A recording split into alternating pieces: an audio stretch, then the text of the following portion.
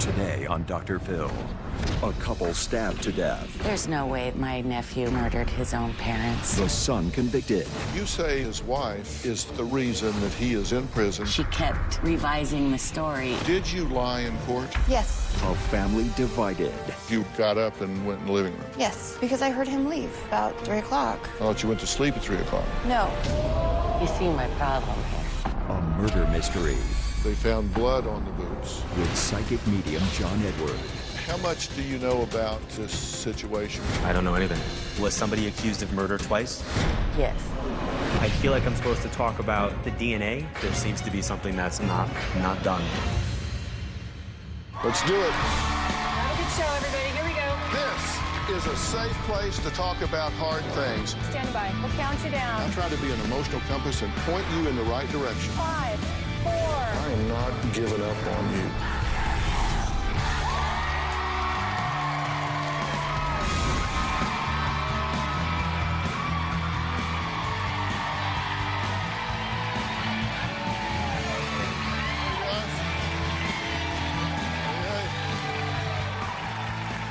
Thank you very much. All right, take a look at this happy family. They look like they are all so close. But something completely tragic happened just before Christmas in 2008 that shattered their lives. What's your name? Matt, And what's the problem? Tell me exactly what happened. I think he got stabbed. Is there more than one wound? Yeah. And is there still a knife inside him? No. Oh, Dad. As it turned out that day, the couple, Linda and Steve, married for 31 years, were killed in their home. And their only son, Matt, who placed the 911 call, was accused, then arrested, and eventually convicted of their murders. Even though he sits today in prison for 2 consecutive life sentences, Matt has family members who believe he is completely innocent. My sister Linda and her husband Steve were a great couple. They lived in a really nice house. Linda and Steve had 2 children. Their son's name was Matthew. Matthew's my nephew. He's very smart, funny, likable. My nephew Matthew went to his parents' house one afternoon. Matt was the one who found his parents' bodies. Matt? He's dead. Matt, My mom and dad are dead. Matt, calm down. I got a call in the middle of the night from my brother who told me Linda and Steve had been murdered. For those who knew Stephen and Linda, the lights outside are an eerie reminder of the dark discovery made inside. Linda and Steve were brutally stabbed to death about 19 times each. Matthew was arrested and charged with the murder of his parents.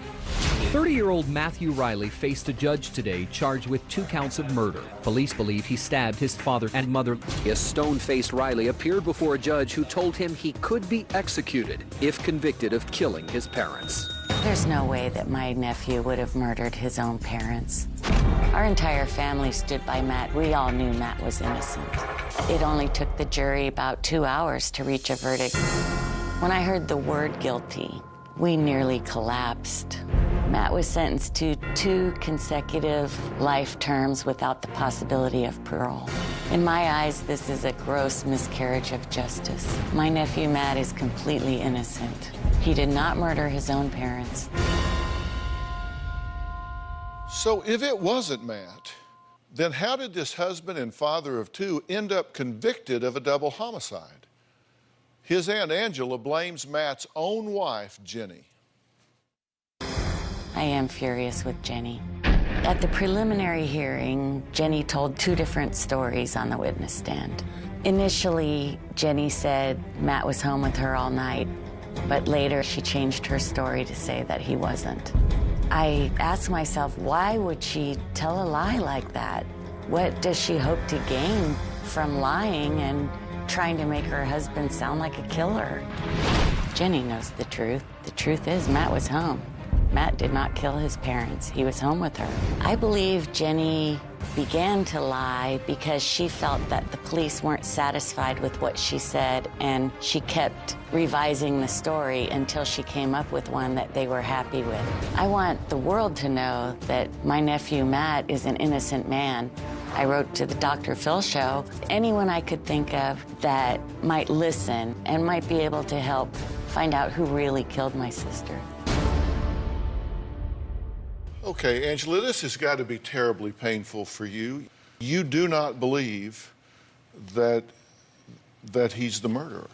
I know that he's not the murderer. How do you know that? You weren't there. I wasn't there, but I was there for every day of his trial. I heard all the evidence. It wasn't just reasonable doubt. It was clear he did not do it, and I don't understand how he was convicted. Matt tried to commit suicide shortly after their death and after he had been arrested, correct? He hadn't been arrested yet, but he knew the investigation was focused solely on him. Was this because he was overcome with grief or because he was overcome with guilt? I'm certain that it was grief. It wasn't only the loss of his parents, but he was being evicted from his home. His marriage was falling apart. He was unemployed. He knew that he was the focus of this investigation, and he just really thought the future held nothing for him anymore. You say that Jenny, his wife, in your opinion, is the sole reason that he is in prison facing 2 life sentences without hope of parole. Why?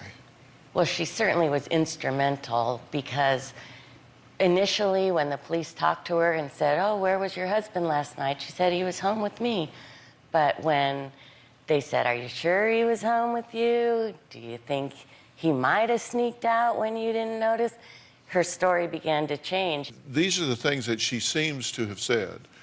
Now, this is according to you, the things that you recollect, either coming up in trial or that have been reported, that he was home all night. That was the first thing. Then I thought he was home, but I slept with our kids, so I can't be certain. Then I heard him leave.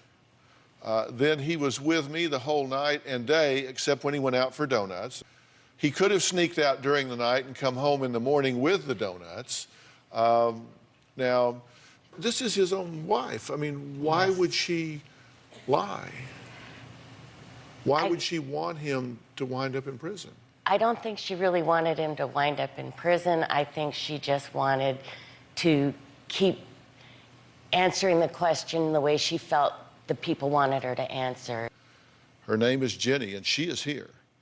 She says she has no doubt in her mind that her husband murdered his parents. And she wants his family to stop taking his side and start taking hers. We're going to talk to her after the break.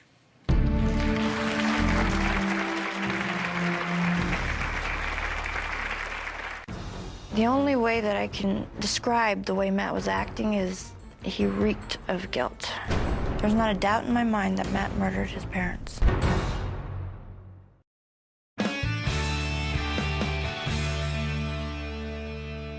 Angela says she's determined to prove her nephew Matt was wrongly accused of killing his parents, while the real murderer, who stabbed her sister and brother-in-law each 19 times, is running free.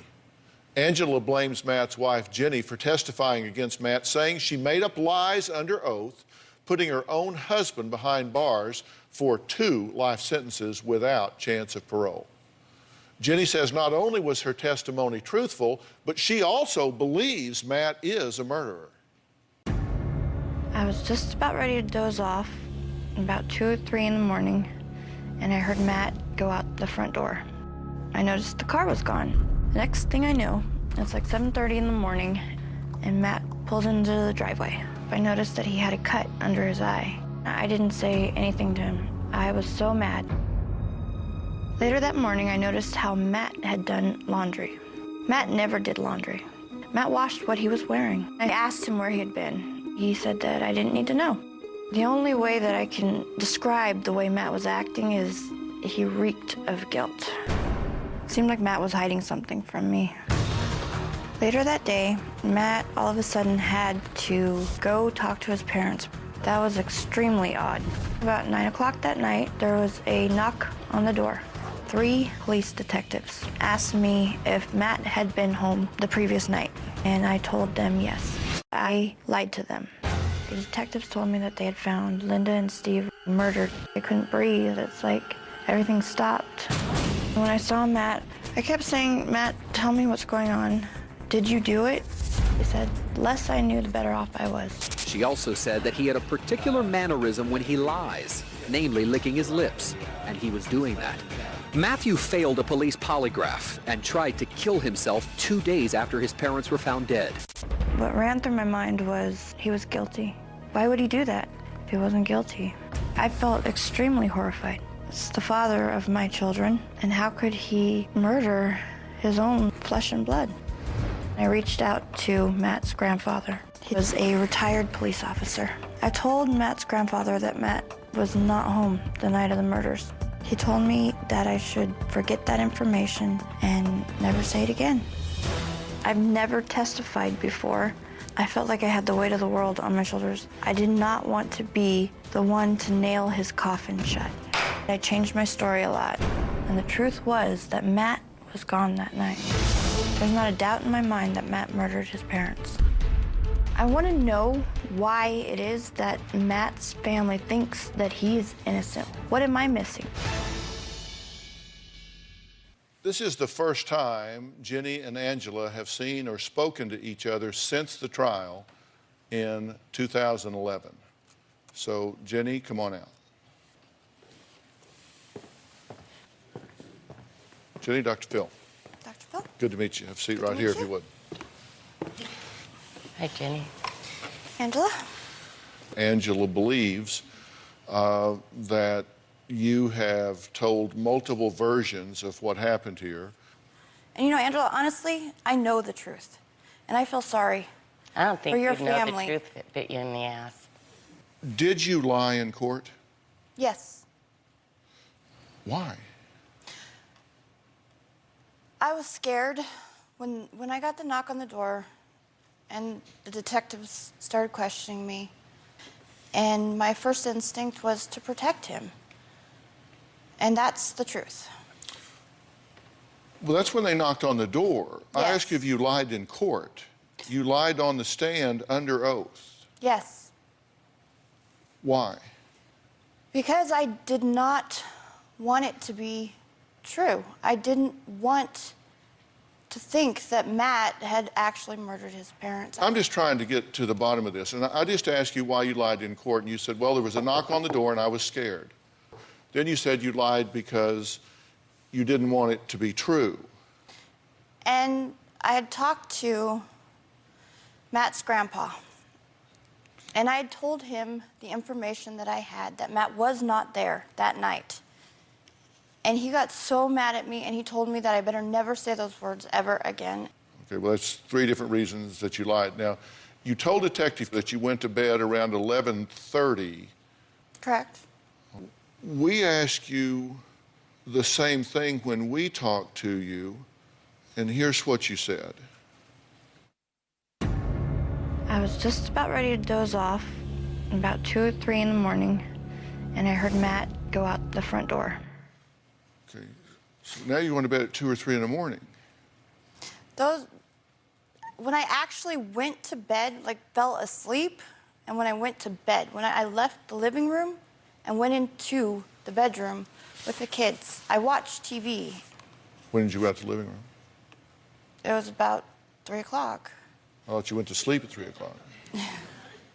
No. No, I was trying to get straight. That's fine, that's fine. Just as you were dozing off, you got up and went in the living room. Yes, because I heard him leave. You see my problem here. Well, Jenny says that there were red flags no matter what time Matt came home. We're going to talk about that when we come back.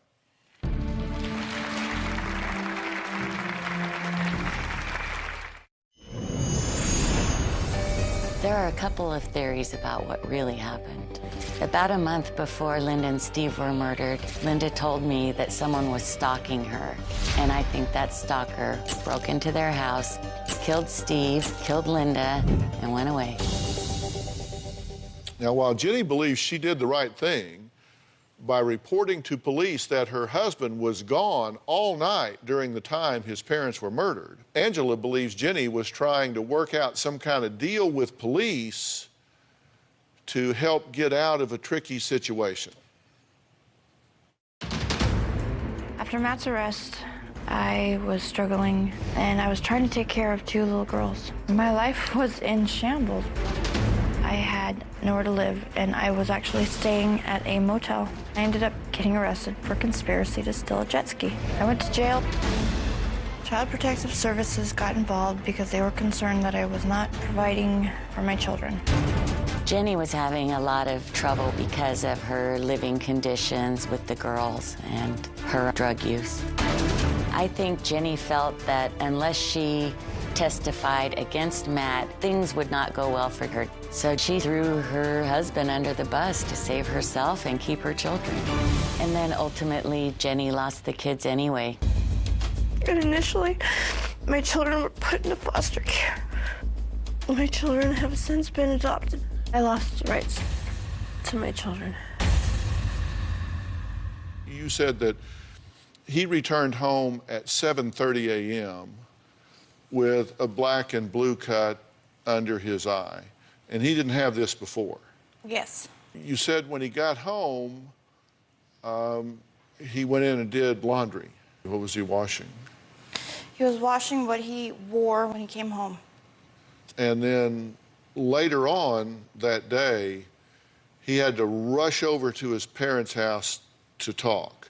And he needed to talk to his parents about when he wanted to move in. And you said he had never asked about that in the past. If he's going to move in, he would just go over there and just move in, right? Correct. Then the boots that he wore the day of the murder were missing. Yes, they were missing, and when they found them, they were his because of the shoelaces. They were very unique shoelaces. They weren't even his size. Do you know what size shoe he wears? He wears a 9.5. The boots were a size 11.5 or 12. He told police that he had thrown those boots away a couple of months earlier. Yes, he did. But they found these boots on top of an apartment building. The apartment building that we were living in. Right. Yes. 2 years later, they found those boots on the roof of the apartment building. Right. These are the boots. They found blood on the boots.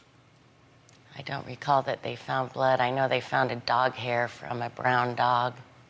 They found a dog hair that was consistent with the hair of a dog that was in the house of your sister and brother-in-law.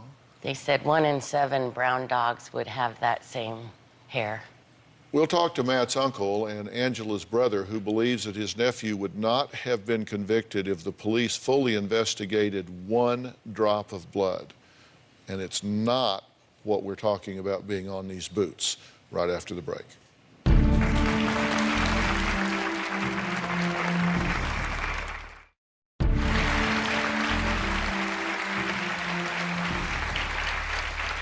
We're talking to Angela, who says she is completely shattered, understandably, after the murder of her sister and brother-in-law, especially after her nephew Matt ended up being convicted of stabbing each of his parents to death. Now, Angela's brother and Matt's uncle, Greg, agrees. What would you like to add here? There was about 50 samples of blood taken from an extremely bloody crime scene, and one of the drops of blood from my sister's bathroom was tested, and it was found, although they did an incomplete test, it was found that it was not my sister's blood, it was not my brother-in-law's blood, and it was not Matt's blood. To me, that drop of blood is key. I've looked at the case summary here with regard to a polygraph that Matt took. Prior to the polygraph test being administered, Matthew admitted to the detective to researching polygraph tests on the internet that day. He also admitted to taking a muscle relaxer. During the test, Matthew denied that he killed his mom and dad. However, the results of the test showed that Matt was deceptive as to whether or not he killed them. He failed the polygraph. He admitted that he researched polygraphs. He admitted that he did countermeasures in terms of taking a muscle relaxer to try to defeat the polygraph, and he still failed the polygraph. He actually failed every question on the polygraph. You are absolutely unwavering that he got up and left that night. Absolutely.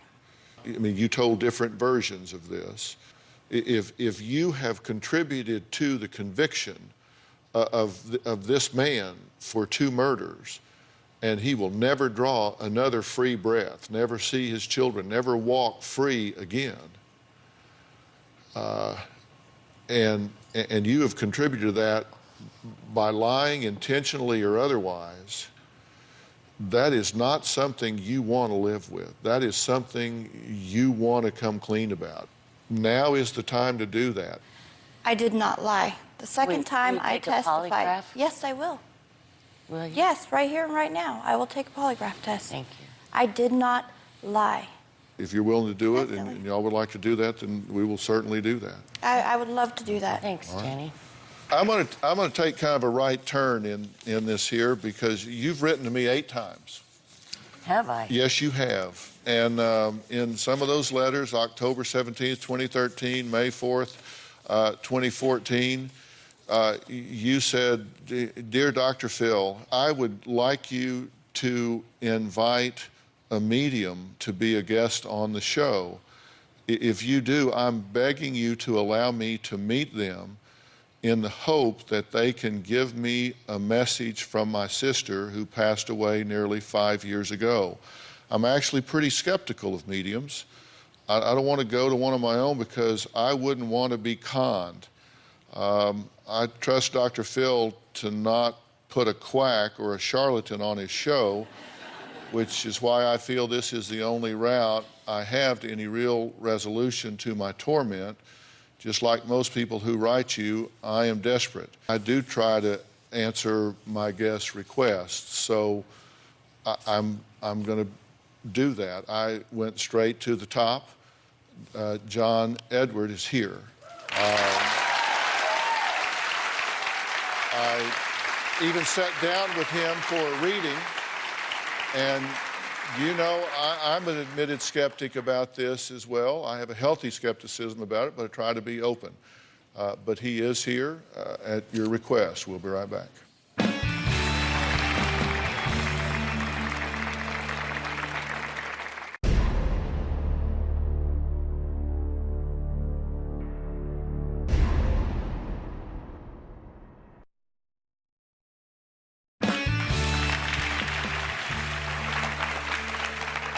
Admit it, a lot of you are here because you know a certain someone was going to be here today. Please welcome a very good friend of mine, world-renowned psychic medium, John Edward.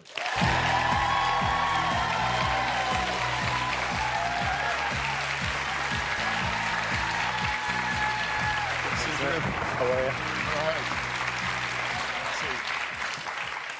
you? All right.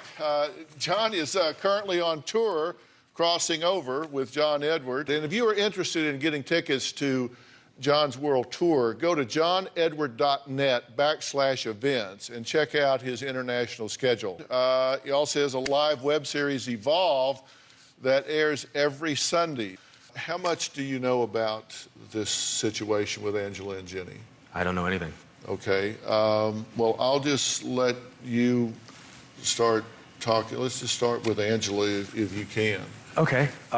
Here's the disadvantage that, for me, just doing this work is that I have absolutely no control over what happens. Mm-hmm. Is that okay?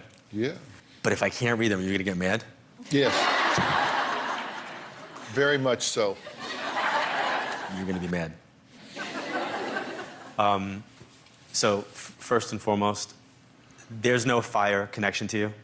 Nobody in a fire, correct? Okay. Correct. So if I go over there in that section, is there some type of fire story in that back section over there? Are you guys together? Yeah, we're together. Okay.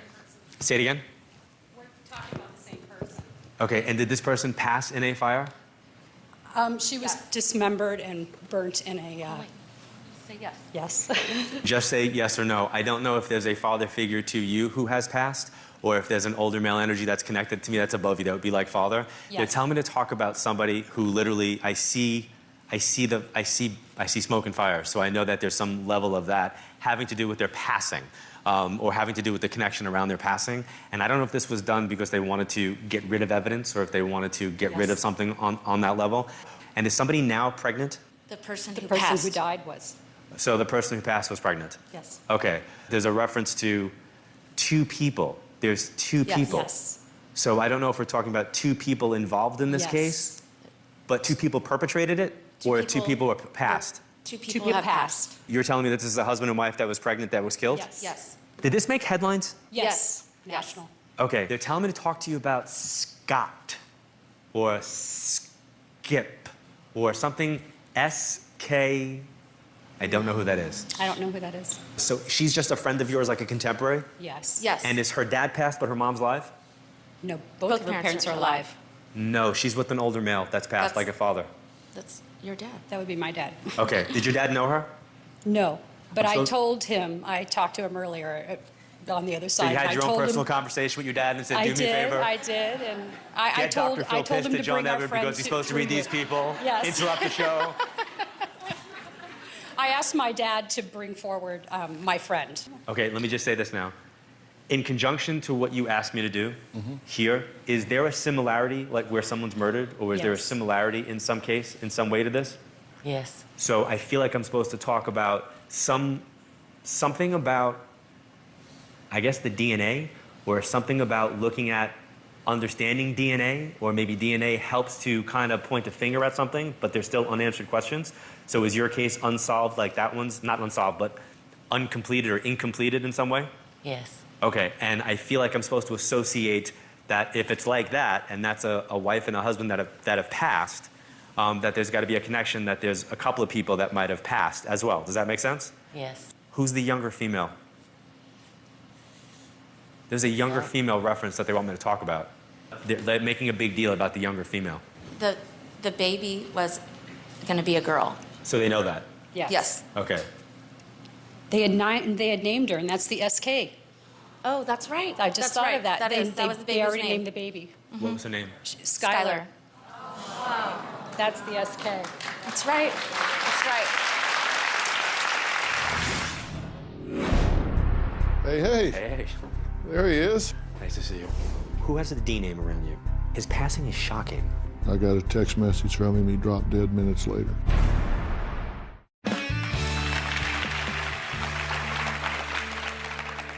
I don't understand why. I keep seeing the Canadian border. There's something about the Canadian border and the top of the states. So to me, I feel like I want to go up by the Dakotas or up in that area for some reason. I lived in North Dakota. You lived in North Dakota? Yes. Okay. But it was a thing my sister made fun of me for. That's something your sister made fun. Is your sister the person that's passed? Yes.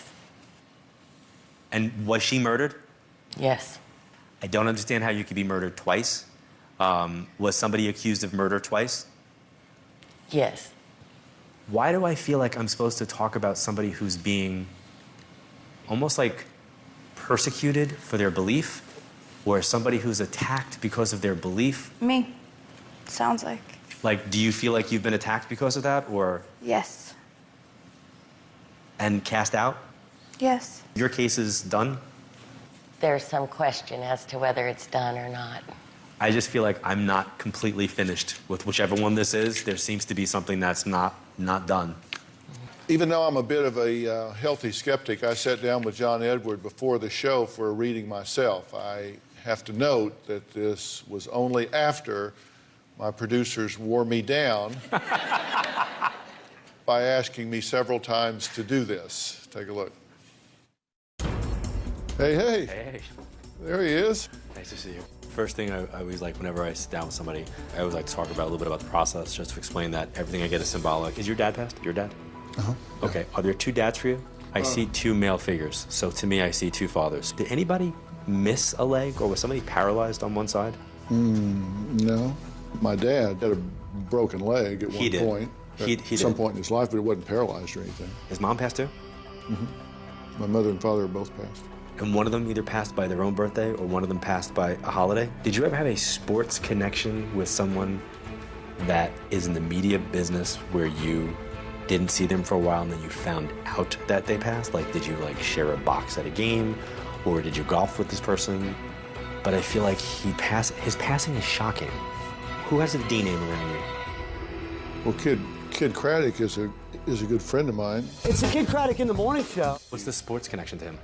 We played golf together. Did you not see him before he passed? No, we were in contact that day. Who's the D? Who's the D? His real name is not Kid. His real name is Dave. But his passing was very sudden. So you guys would meet up at the same sports event or sports whatever? Well, we played golf together a lot. We had a very jovial relationship. I mean, we'd tease each other about everything.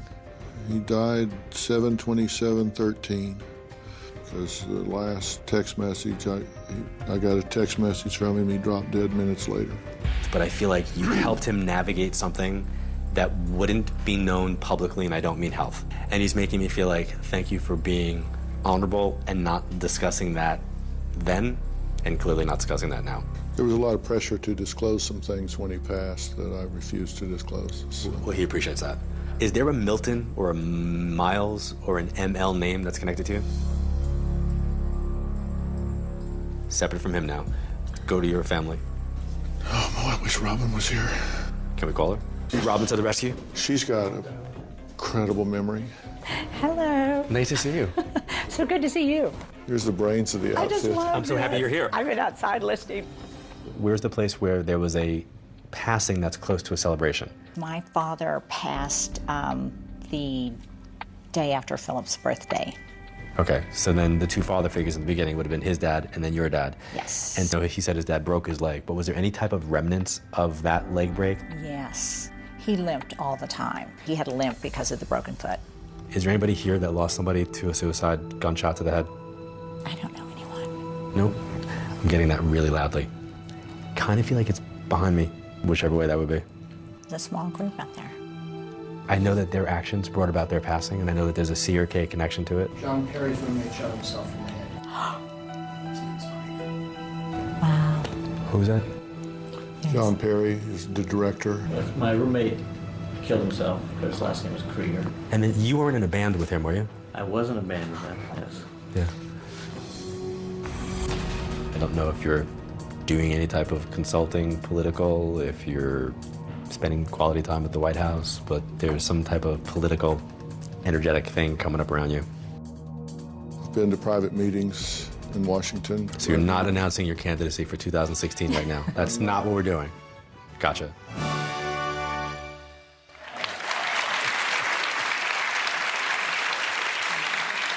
You won't believe what happened with John before the show, right after the break.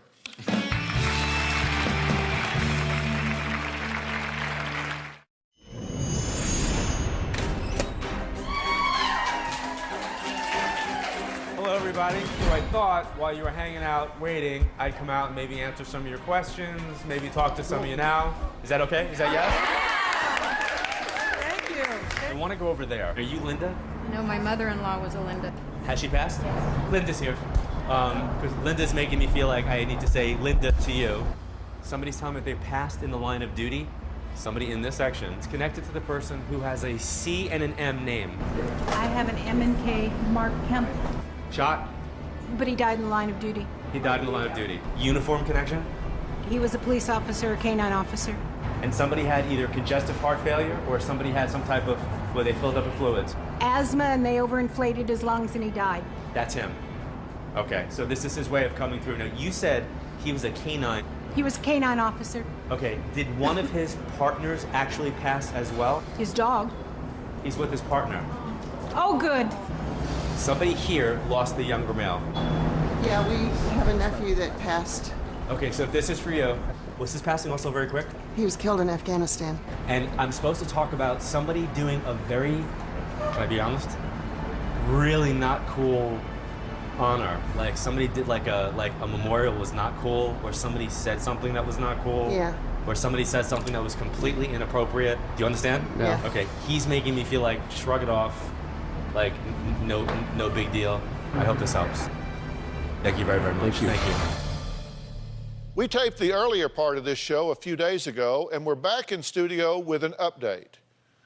Remember the two women in the audience who received a reading from John Edward?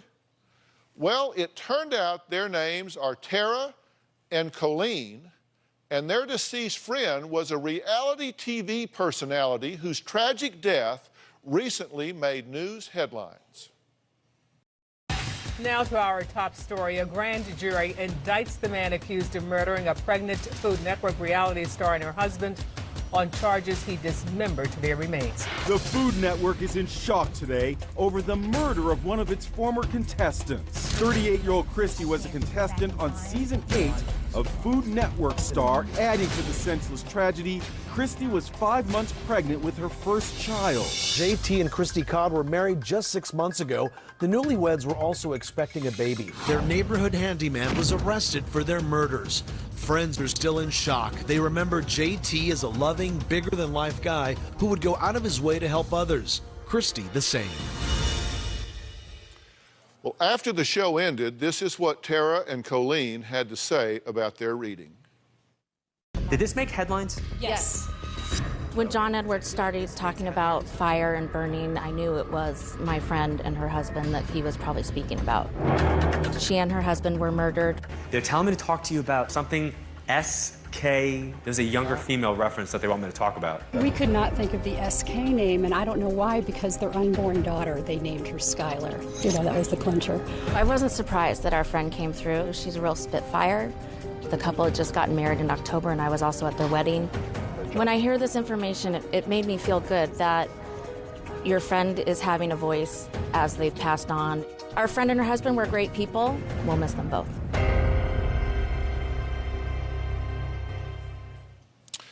Now switching gears slightly, remember Angela and Jenny from earlier in the show? Jenny agreed on stage to take a polygraph test to help clear her name after admittedly flip-flopping her stories to authorities in the double murder of her in-laws. Her husband, Matt, ended up sentenced to prison for 2 life sentences. So after the show, I flew polygraph examiner and former FBI profiler Jack Tremarco to Jenny's hometown to administer the test. That is when things took a sharp turn. Take a look.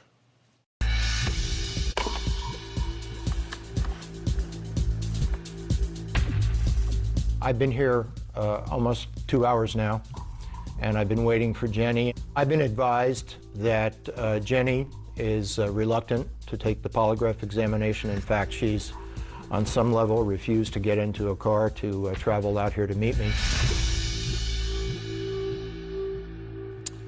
Well, I know Angela wanted the results very badly, and Angela is joining us on the phone to share her thoughts on what happened.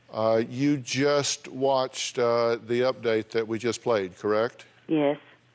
What's your reaction? I'm really not surprised that she didn't take it. And I really was surprised she even agreed to take it in the first place. Well, she did agree to take it, and of course, we offered to provide it to her here. She declined that, so we offered to arrange for someone to provide it to her there. I agreed to fly Jack Tremarco there to provide the test over the weekend. So there would be absolutely no question of the top resource available. She wasted our time and resources, and I've often said, people who have nothing to hide, hide nothing. I think this does not speak well for her position, and you'll just have to draw your own conclusions from that. Well, thank you for trying. I really appreciate it. Well, we're going to continue to follow this situation and see if we can bring some further clarity to it, but I wanted to give you the update because I knew you were standing by to hear what was going on. Yes, thank you so much. Angela, thank you. Well, I want to thank all of my guests today, including psychic medium John Edward. Log on to drphil.com. Share your thoughts on our message boards. You can also find me on Facebook and Twitter using hashtag Dr. Phill. We'll see you tomorrow.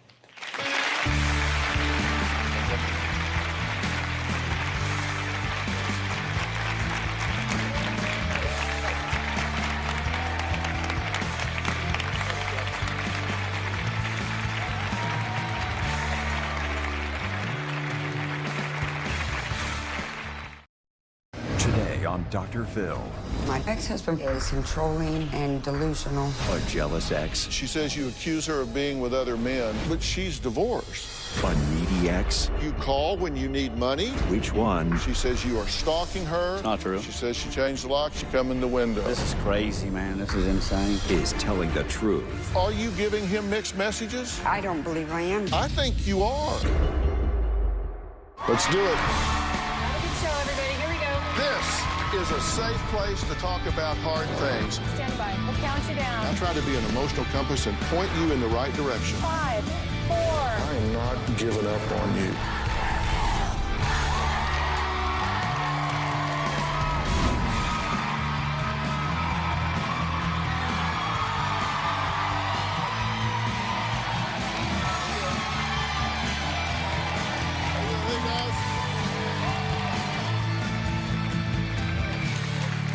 Okay, I want you to listen to this emotional plea from a woman begging to be left alone. Get out! Get out! Go now! Go away, Freddie! Get out of it! Get out! Go on, psycho! Go away! Well, that was Jennifer, who says her ex-husband, Freddie, is obsessed with her and absolutely consumed with getting back together. Now, Jennifer says Freddie watches her through her windows at night and has even snuck into her house to go through her dresser drawers looking for any evidence she is with someone else. Now, this is an ex. Jennifer says Freddie has told her he considers them still married and refuses to let her go. Ex-husband Freddie is controlling, abusive, psychotic, and delusional. We have been divorced for almost 4 months. In Freddie's mind, we are still married. Freddie has become my stalker. There hasn't been a single day that Freddie doesn't show up at my house unannounced. He'll drive by, knock on my door, tell me he saw the light on, wants to know what I'm doing awake still. This is a curtain I hung up to keep Freddie from looking in my windows. Freddie has called me 300 times in 1 week. One time when we got into an argument, I called the police. After the police left, Freddie climbed in through a living room window. Freddie's always accusing me of cheating on him. I'm cheating with anybody he can think of. His ex-boss, the neighbors, guys at church. He came in the house and noticed the smell of an air freshener in my daughter's room and told me I sprayed Lysol in there because I had been having sex in there. He told my 6-year-old daughter to check my body for signs of me having sex with other men.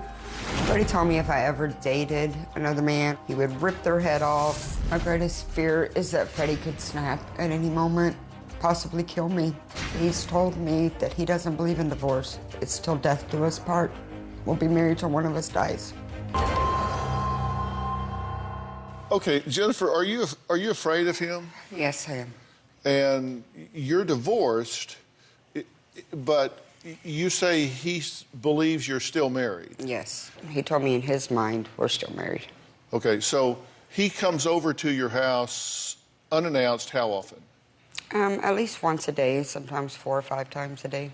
You've changed the locks? Yes. But he still gets in. How does he get in?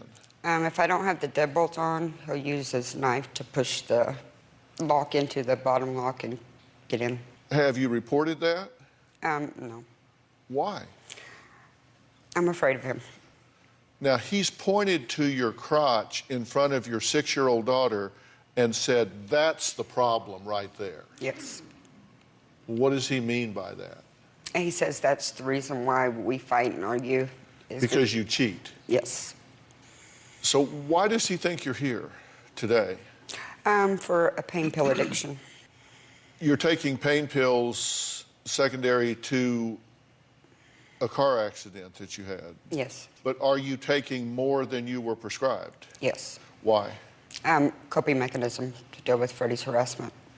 Where are you getting these pain pills? I get them from my doctor. He gives you double what you... No. Freddie buys me if I run out. He goes on the street and buys them for me. Freddie's here, by the way. He says he loves his wife more than anything. He also says, and I quote, "The divorce has driven me crazy, and I'm fighting to save my relationship with Jennifer." Take a look. The reason why Jennifer and I aren't together is because of her addiction to pain pills. She's not herself. I just want to make it very clear that if she was in her right mind and told me she didn't want to be with me, I would move on. But she's not in her right mind. She's a total mess and a shipwreck. Right now, I'm fighting to rekindle our relationship. I do a lot for Jennifer and the family since the divorce. I bring her food so she doesn't have to cook for the kids. I bring her money. I pay all the bills. We are divorced, but basically everything's the same. Jennifer has a habit of keeping me away until she needs something. I haven't been able to move on from this divorce because I love her with all my heart. I really think that we could make things work. I still wear my wedding band on my right hand as a symbol of hope. Maybe things will rekindle and we can work things out. Okay, Freddie, I'm glad you're here. Me too. You're divorced for several months now. Yes. But you're not respecting the boundaries of the divorce, correct? I guess you could say that, maybe, yeah. Well, I did say that. What would you say? I guess you could say that Would you say it's because she's addicted to pain pills? Yeah, I Has that fuzzied her mind up? Most definitely. Right. And where does she get those? Actually, you'd have to ask her on that. So I did. She said she gets them from you. She gets them from me. Get my money. My money pays for it, yes. Okay. But you object to her taking them. You say if she wasn't taking them, then she would be more clear-headed, yes, and you wouldn't be in this divorce situation. Yes. So why buy them for her? If that's the problem, quit giving them to her. Absolutely understand what you're saying, Dr. Okay, Phill. thank y'all for coming. Yeah, we're good. We can go. Thank you. I mean, yeah. If her problem is she's abusing drugs, quit giving her the drugs. She's going to get them elsewhere, Dr. Phill. But she doesn't have any money. She says that she doesn't have a job. Everything in the home will be gone. She'll get the money. She's pawned things. Absolutely. She says she's pawned things because you won't give her the money for the essentials for the house. I'm pawning things to pay the bills around the house. We're in a situation here where Jennifer feels that Freddie has tried to control her. Has he done that, or is she making that up? Has he tried to control my staff during this whole process?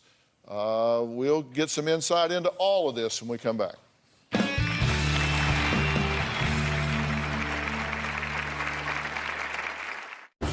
I wasn't allowed to listen to certain music that he didn't like. If I got my nails done, I got accused of doing it for another man. Freddie cut me off from my family and my friends. I was not trying to control her. I was trying to wake her up.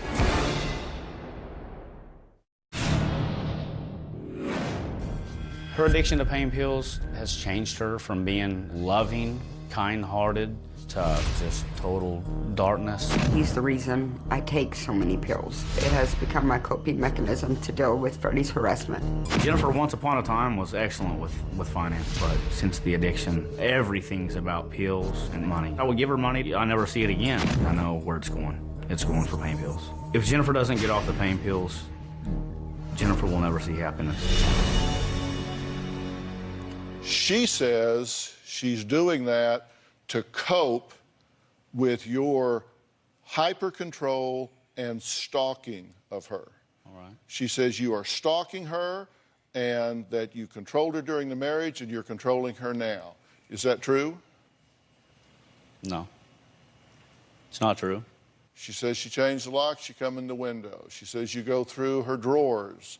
You accuse her of having sex with other men. She says you've pointed to her crotch in front of your 6-year-old daughter and said, that's the problem right there. Did you do that? I did do that. In front of your 6-year-old daughter? I didn't pay any attention. I flipped and I did it. I'm not going to lie to you about a thing, Dr. Phill. I did do that. She says you accuse her of being with other men now. When she tells me that she's not interested in moving on and yet, well, but she's divorced. Yes, absolutely. She has the right to be with other men. Absolutely. Now. And if she tells me that she doesn't want me, Dr. Phill, it's not a problem with me. She's not told me that. I've told you that several times, Freddie. Dr. Phill, honest to God, I thought I was coming out here to get her help. I'm out of the picture now. Do you not like the questions I'm asking? Dr. Phill, it's not nothing about that. I didn't have any idea that this is what this show was going to be about. That's You don't know what this show's about. I'm just getting started. I didn't know that's the way she felt, Dr. Phill. Are you giving him mixed messages? I don't believe I am, Dr. Phill. I think you are. Okay. I do think you're giving him mixed messages. Okay. Because I think you call him for money when you need money. You say, I can't move on. I never call him for money, Dr. Phill. He knows when the bills are due. He's supposed to pay me a set amount every month that he will not pay. No set amount's been set. It was set when I didn't show up for court, and then pay the bills. That's what they told me. I got to pay, make sure the bills are paid. Nobody told you that. That's what you said. You would agree to pay the bills. You'll pay the bills, and if I need something to call you, and you'll bring it over. Did you call my staff member this morning and tell him you were in Texas? Oh, that's playing. Yeah, that's playing. I was joking, Dr. Phill. I was joking. But yeah, that's a knee slapper. What the hell are you? Her and I were joking back and forth both ways prior to this morning. Yeah.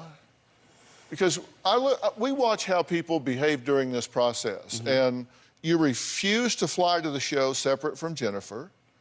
I never said Jennifer. I said my kids. You refused to stay in a separate hotel than Jennifer. Never refused anything with Jennifer. It was my kids. You came to Jennifer's home unannounced during her phone interview and refused to leave. I had no idea that she was on the phone with... The staff member and Jennifer had to have a code word for when Freddie entered the house in an attempt to hear the interview, and it was interrupted on 10 different occasions, correct? Yes. We generally talk to our guests 5 or 6 times. You've called the producers like 30 times. You want to know what we were going to have for breakfast here? It didn't like what we were going to have for breakfast. I didn't know until yesterday that I was going to... You wanted an egg McMuffin here. Didn't know that I was leaving at 6:30 in the morning, and where we're staying at, they never started serving breakfast till 6:30. So I didn't know what we was going to eat. I'm sorry, Dr. Phill. Are you afraid of him? Yes. You say he's broken into your house by jimmying the lock with a knife after you change the locks. Yes. You never told me to do that? You know how to get in. Have you not because told me when I got locked in? out of the house, you knew how I got in. This is crazy, man. This is insane. Did you say you know how to get in? Yes, because he asked to wash clothes at my house when I wasn't there. My laundry's outside of my house. And he had my son. And he said, well, give me the key. I said, no, I'm not giving you the key because I'm afraid he might go make a copy of the key. And I said, you know how to get in. The top lock's not locked. That was on one occasion when I was not home. So what did you mean by that? That if he needed to get in there for my son, he could. Meaning what? You know how to pick the lock? Yeah, he knows how to get in with his knife. See, that's what I mean. In your defense, I do think you're getting mixed messages. I promise you I am. I wouldn't be here. I do think you're getting mixed messages. I think you are a controller. I think you're stalking her to a degree. I'm not perfect. Seriously, I do. I think you're stalking her. I think you are controlling. I think you got some kind of warped sense of boundary here. But I do think you're sending him some kind of mixed messages here. And I think you call when you need money. You're taking drugs from him when you want the drugs. He controls you with money, right? Yes. He says, I'm going to cut off the money. You don't do what I want you to do, I'm not going to pay the bills. Yes. And so, therefore, you don't want to upset him, right? I don't know how to act on him. You don't want to go to work, obviously. I'm going to tell you what I think's going on and what I think needs to happen here when we come back.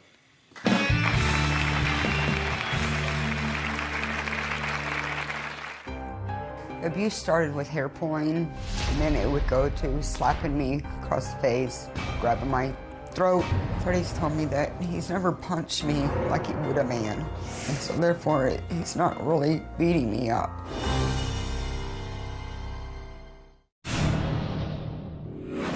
And I 100% rely on Freddie financially. I do a lot for Jennifer and the family. I bring her money. I pay all the bills. He refuses to pay spousal support. He will only pay for the bills when they're due. I bring her things now. I don't just give her cash like I once did. This completely ties my hands because I've had to go pawn my possessions to pay for things that Freddie refuses to pay for.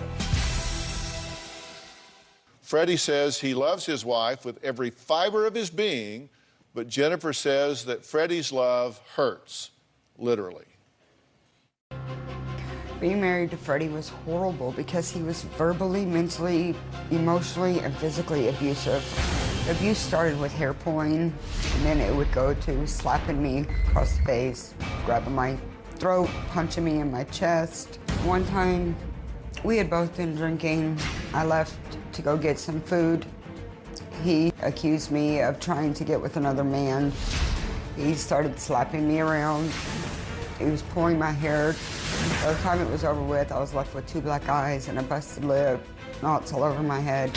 One time, we were arguing, and he slapped me across my face right in front of my daughter. Freddie's told me that he's never punched me like he would a man, and so therefore he's not really beating me up. Every time he gets violent or physical with me, the next day he acts like nothing ever happened. Okay, have you abused her physically? Both of us have, yeah, back and forth. She's beat me like a man. I know I'm painted as the crazy one here, but I promise you, we both are probably half crazy. You know, it's not just me. I promise you, she's hit me way more times than I have her. But you have hit her? I've slapped her, yes. I've never hit her with her fist, but I've slapped her. Mm-hmm. You've hit her in the chest? Yeah. Slapped her in the face? Mm-hmm. Mm-hmm. Not proud of that, Dr. Phill, at all. You did have an assault charge against you, right? A couple of years ago, yeah. And, well, the date was September 12th of 2012. Right.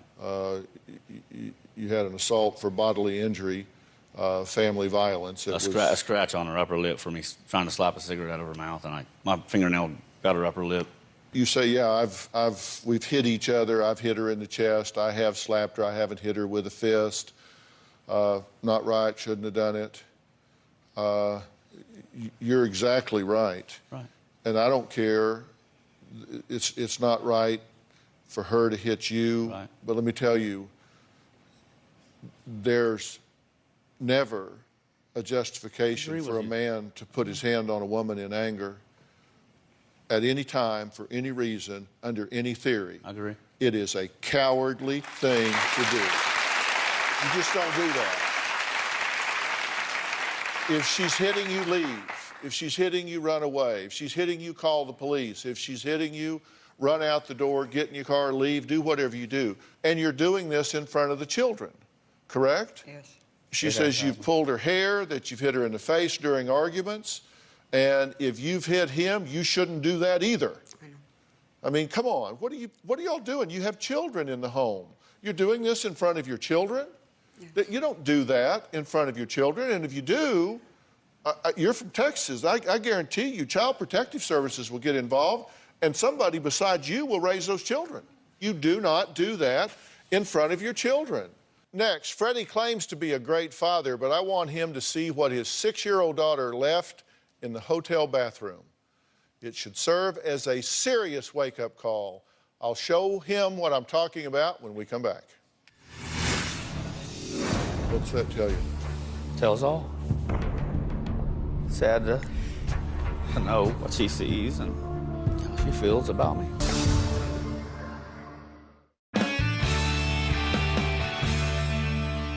You found a note that your daughter had written in the hotel this morning? Yeah, she wrote it last night. And your daughter is how old? 6. And here's half of the note. It says, I love Jesus, Mom, Christian, Nathan, Jonathan. And then part 2, I hate the devil, Dad, demons, and monsters. That's what she wrote. What's that tell you? Tells all.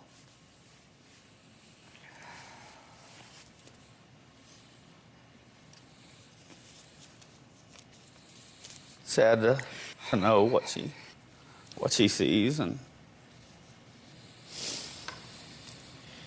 how she feels about me. To think a beautiful 6-year-old little girl went into the bathroom of a hotel room in Los Angeles and felt moved to sit there and write this, because at 6 years old, this little girl's heart should be filled with joy. Yes. And laughter And the two of you have not orchestrated things in a way that that's what she feels. I want it to stop for my kids. I am prepared, following this show, to provide both of you with the help necessary to learn how to put this together in a constructive way. To be a father where she sits down and draws her daddy as a hero, draws her daddy as the man that gets up and lets the sun out every morning just before she wakes up. You want to be the most powerful role model in any child's life is a same-sex parent. What are you modeling for this child? Terrible. You need to get off these drugs. You need to get on your 2 feet. You need to get a job. You need to get a job. You need to not be depending on some man to take care of you. You need to get your self-worth. You need to get your self-esteem. You need to stand up. You need to stand tall. You need to make her proud. That's what I want to do. Thank you, Dr. Phill. When people come here, this isn't the end. This is the beginning with us. This is the beginning right here. Okay? Next, it was a relationship that started with many of the same problems that Jennifer says she's gone through with Freddie, and Freddie says he has gone through in this relationship. But it was a relationship that ended one tragic night, leaving 5 children without a mother and a community in complete shock.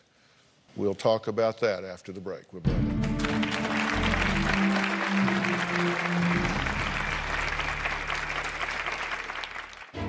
I was 10 years old when Sam killed my mother. The lights were off in the room, and I tried to wake my mother up. There was blood everywhere. It was a terrible sight to see. I ran downstairs to wake up my brothers. I stood at the end of her bed, and I looked, and I saw her laying there motionless.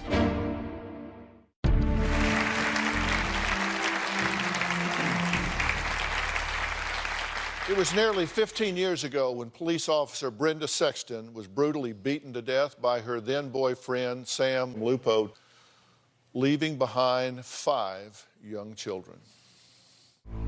I was 10 years old when Sam killed my mother. That morning, I ran into my mother's room because I heard my little sister, Morgan, crying. The lights were off in the room, and I tried to wake my mother up. I lifted the pillow up, and at that point, I realized that my mother was no longer with us. Her face was caved in. I really couldn't recognize her at all, and it was a terrible sight to see. There was blood everywhere, on the floor, on the wall, on the bed. It was on the baseball bat that he used. It was pretty bad. I ran downstairs to wake up my brothers. To this day, I regret telling my brothers to go look. When we went upstairs, it was an unbelievable sight that I'll never forget. When Tony moved the pillow from her face, I was kind of in disbelief. I was shocked. I couldn't believe what I was seeing. It wasn't her beautiful face. The face was gone.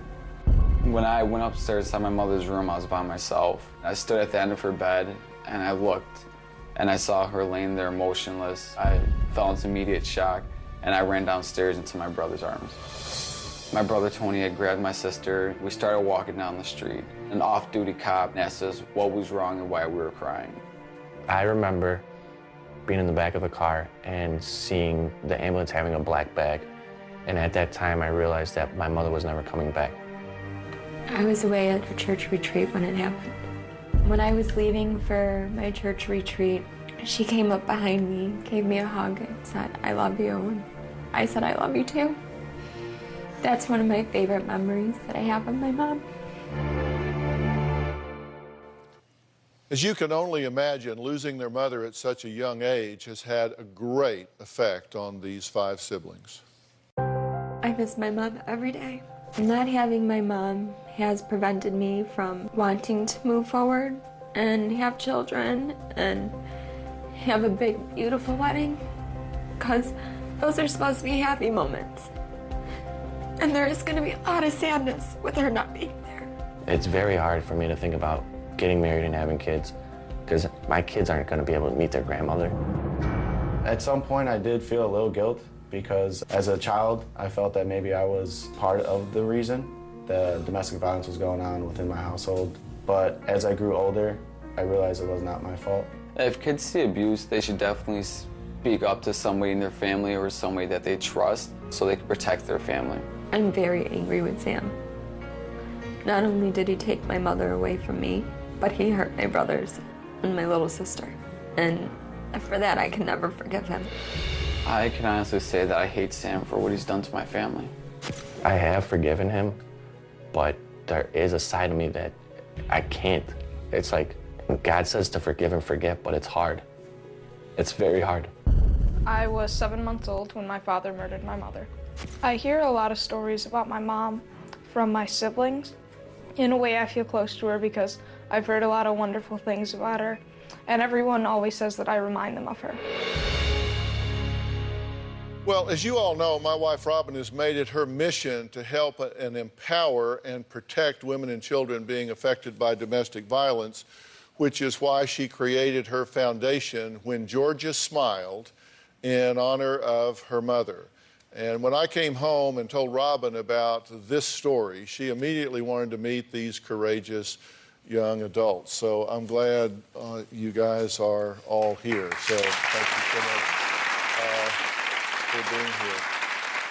So this has been 15 years, right, since this took place. From the kids' point of view, what's it like when domestic violence takes that worst turn and you're left with the aftermath and you've lost a parent in this way? Sam Lupo took your mother away. What's that do to you in the aftermath? It leaves you broken. I have to tell stories about my mom. She doesn't get to meet her mom. She's not here to help, guide them through what they're going through. And there's a lot of people, like my Aunt Patricia, who comes along and helps us, but it's not the same. It's not at all. It's hard. Yeah. Not being able to wake up and see her. It's hard not being able to grow up in one home.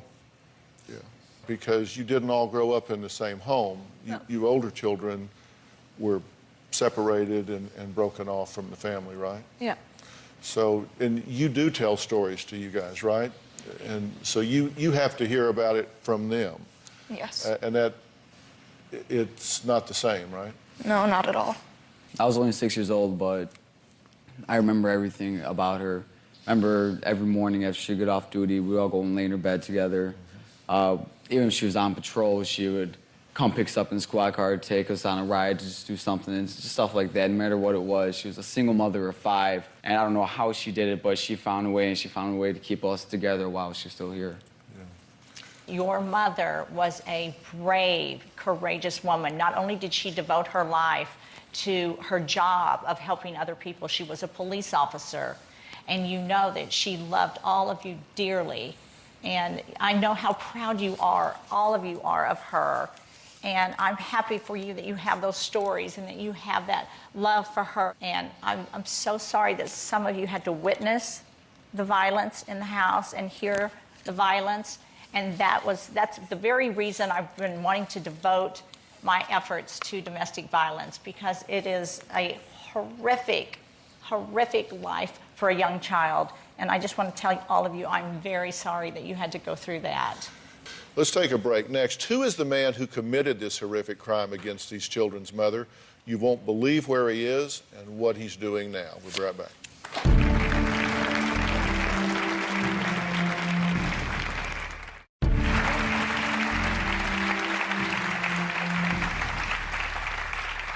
Talking with 5 courageous children that lost their mother in a domestic violence situation. Robin has When Georgia Smiled, a foundation that she has created to help prevent domestic violence, and has been working with women all over America to educate, raise awareness, talk about all of the things that people need to know to not let this continue to be such a silent epidemic in America. Take a look, if you will. This is inmate pen pals, and here's what this, look at this. Who is this Italian blue-eyed wolf, and what is he all about? There is only one way to get those answers. You must write directly to me. I'm a free-spirited, 43 years old, grounded by 3 amazing children that I'm determined to have a brighter future with. I don't play games, but I can be a kind, generous, supportive, and loving friend if given the opportunity. So if you're in need of a friend and you're willing to build a true friendship and fulfill your needs and passions, this Italian blue-eyed wolf awaits your letters. Sammy the Wolf Lupo. Now, this is a post that's put up by the man that bludgeoned your mother to death. Yeah. What do you say to yourself when you see... I'm disgusted. When you see that? I'm disgusted. I'm angry. Very angry. She can't live her life anymore. And she did nothing but help people. He's having a future with his kids. He's gonna have no future with Morgan. Well, I'll tell you, one of the reasons that we wanted to talk about this is to just underline, emphasize, highlight, and bold. You need to look at who you're talking to on the internet, because it takes so little to do a background check, to find out who you're talking to, and look at the pain that's been left in the wake of this individual. Be careful who you're talking to on the internet, because you find out what's really going on. Joining us now is Rebecca Dar, the Chief Executive Officer of WINGS, a program that helps women and children from all over the country who are trying to escape domestic violence. When she heard this story, she wanted to help and dedicate a memorial garden and play area in Brenda's name. Rebecca, thanks for being here. Thank you for having me. So, tell us about WINGS and tell us about this play area and what you're doing. So WINGS is a domestic violence shelter, and we also have long-term support so that women who are trying to leave don't have to rely on anyone for financial means. We help them with all of that. And that's the second part of shelter that's so important. And what people don't know is there are not a lot of shelter beds available. In Chicago, it's become particularly difficult. For the entire city of Chicago, we have 112 shelter beds total. So last year, when the city settled a lawsuit with the strip club for back taxes, they dedicated the money to building the first new domestic violence shelter in Chicago. And WINGS got the contract to do that. And so we asked the city to give us this empty lot and building, which was an old police department building. After we were given that, I got a call from the police commander telling me about Brenda. And so the building that you have been given and that are now redoing and all is the precinct where your mother worked. This was her old building. It was her building. That is now becoming this shelter that you're building there. What a great, what a great legacy. And it's beautiful. And we talked about this at the summit we held just last year. And I have to say, I have a surprise for Rebecca. In honor of Brenda, I would like to give Rebecca and WINGS a donation of $10,000 from my foundation, When Georgia Smiles, to help with the cost of building this beautiful garden and play area. Robin, thank you so much. I did not Well, that's just great. Pleasure. Thank you. All right, so next, they were just 16, 12, and 8 when their mother was killed in a jealous rage by their stepfather.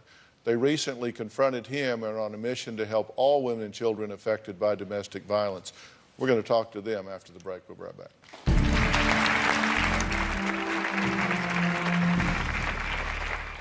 Well, we've been speaking with 5 siblings who lost their mother to a horrific act of domestic violence. And I want to add 3 incredible women to this conversation about domestic violence. They know exactly what these 5 siblings have gone through, because 23 years ago, their stepfather shot their mother, Linda, 6 times in a jealous rage, leaving them without a mom. Please welcome Summer, Amanda, and Kelly. So, guys, thank you so much.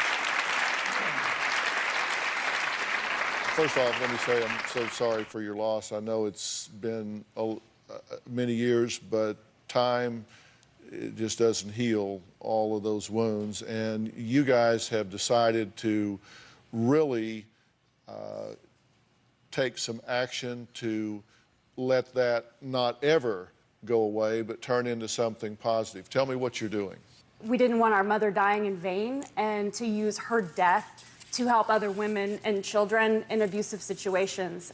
We wanted to really recognize what abuse looks like, and then more importantly, to let victims know that they're not alone, and really focus on what healthy relationships look like and other communication tools other than violence or controlling behavior.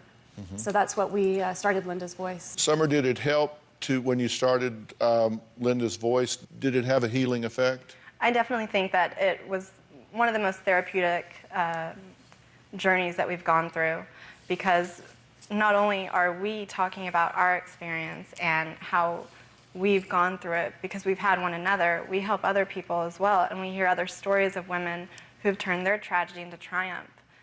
We just thought if we could face the biggest fear of who kind of taught us about destructive relationships, it could help change our view and not being so fearful of them. Yeah, and we're going to put a link on our website to lindasvoice.org so people can find it. I'm very, very proud of all 3 of you beautiful women, because you've taken steps to help yourselves heal and also to honor your mother. But also, I think it's very important for all of us to step up and admit that domestic violence, to be a victim of domestic violence, is not our fault. It's not your fault. It's not anyone else's. It is not the victim's fault. And it is okay to talk about it, and that's what you're doing. I'm very proud of you, and I really honor you, and I love that you're honoring your mother. Thank you.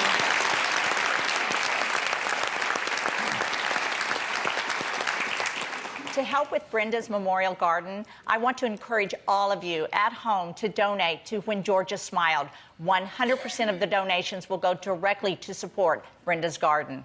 And I also want to encourage you all to visit lindasvoice.org to see all of the great work Summer, Amanda, and Kelly are doing in honor of their mother. As a gift to Brenda's children, I'd like to invite them all to a one-day resolution retreat in Chicago held by the president of our advisory board, Dr. Frank Lawless, in order to help them on their path toward resolution and healing. Also, we spoke about addiction today, and I'm proud to say that Dr. Lawless has a book called Psychoneuroplasticity Protocols for Addiction, and it's available now on Amazon.com. And this is truly a breakthrough work in the treatment of addiction, and I'm really, really proud to know him, and I'm proud of this breakthrough work in addiction. I want to thank all of my guests today, and a very special thanks to Rebecca for the great work that she and Wings are doing. Also, thanks to Dr. Carrie Brown in Marietta, California, for assisting our guests. Thank you for being here so long. Thanks so much.